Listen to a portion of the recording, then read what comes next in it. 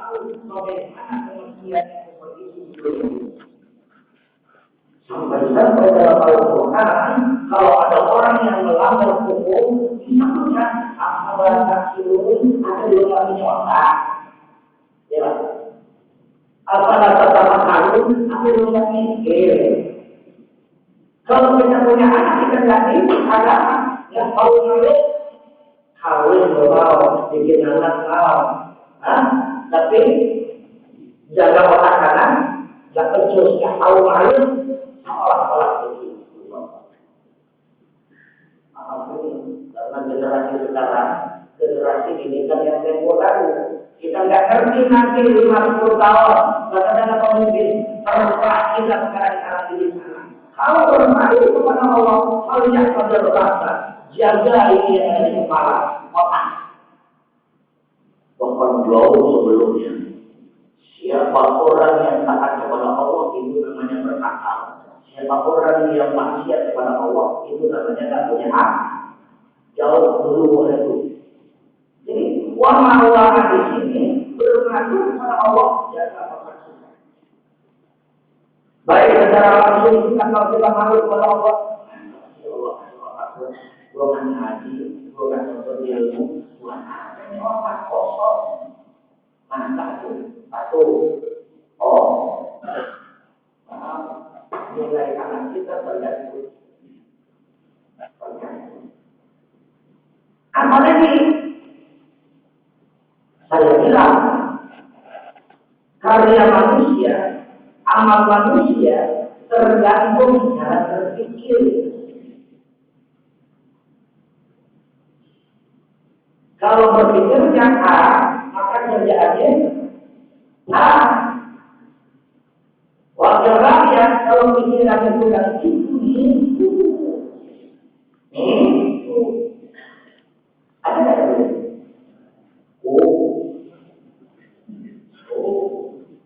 Kalau pikirannya benar, pasti amalannya. Amal manusia tergantung cara berpikir. Sedangkan cara berpikir itu tergantung informasi yang masuk di otak. Kalau otak anak kita diisi agama, pasti dia berpikir selalu nilai agama. Kalau dia jelek berjatuh agamanya tidak makne itu pemimpin-pemimpin yang sekarang. Berbingung sudah.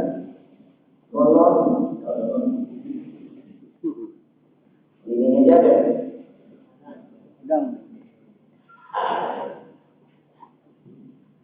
Ya Allah. Coba lagi. Angin, sontak balik. Ya udah deh. Kita tak perlu kenal banget yang begitu ya. Coba ini orang bicara berpikirnya, cara berpikir kalau berpikirnya kosong. Kalau berpikirnya berpikir begini, kasih proyek apa sudah cara berpikirnya bagus-bagus. Ya.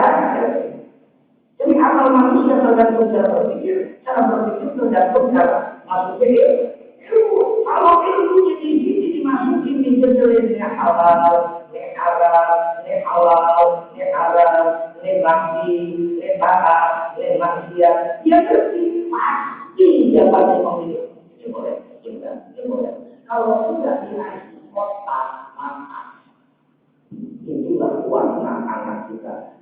Bapak, ibu, pasti Allah berbantu. Jangan cuma kawin doang ini. Kawin, panggil ulama. Selamat kuskur. Coba. Oke, khutbah nikah. Dibandingkan itu nilainya tinggi tapi tak kira. وَتَبَرَّأْنَا مِنْ كُلِّ دِينٍ يُخَالِفُ دِينَ الْإِسْلَامِ.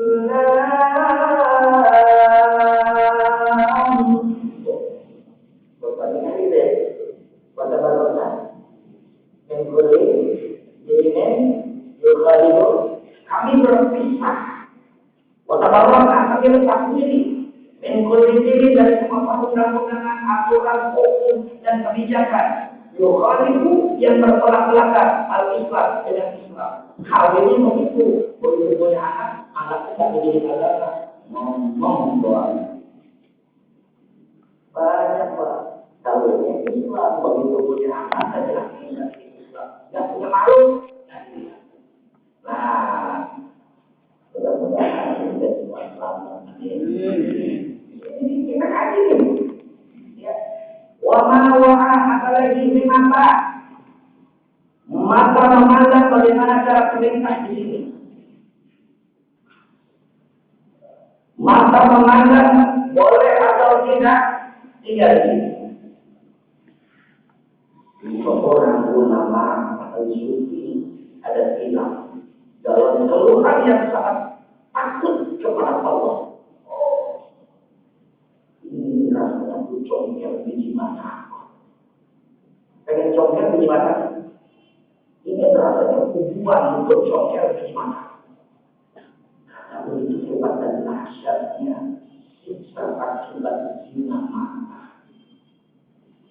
Akibat zina, kepengen rasanya dengan 20 takbir daripada kena zina mata. Karena kalau sudah zina mata, siksanya hebat.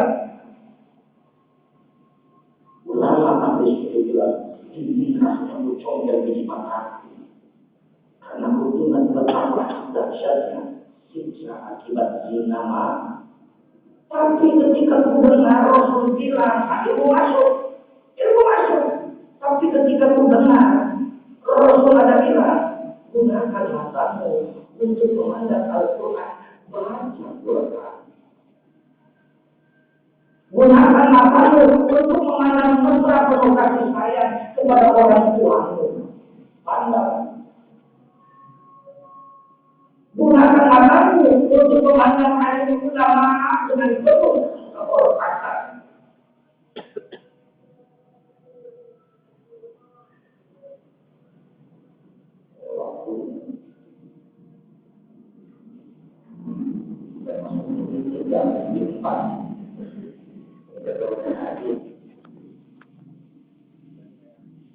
Ini rasanya mencopot biji mata bukannya karena kita bilang, tapi ketika aku lihat keilmuan, Rasul bilang gunakan matamu untuk baca Quran, gunakan matamu untuk memandang dengan mesra orang tuamu, gunakan matamu untuk memandang ulama, gunakan matamu untuk memandang ulama yang dihalalkan oleh Allah.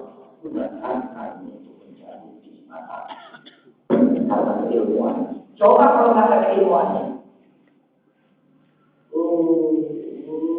Ini anak-anak ini bahannya udah sohi masuk. Nonton sohi makan.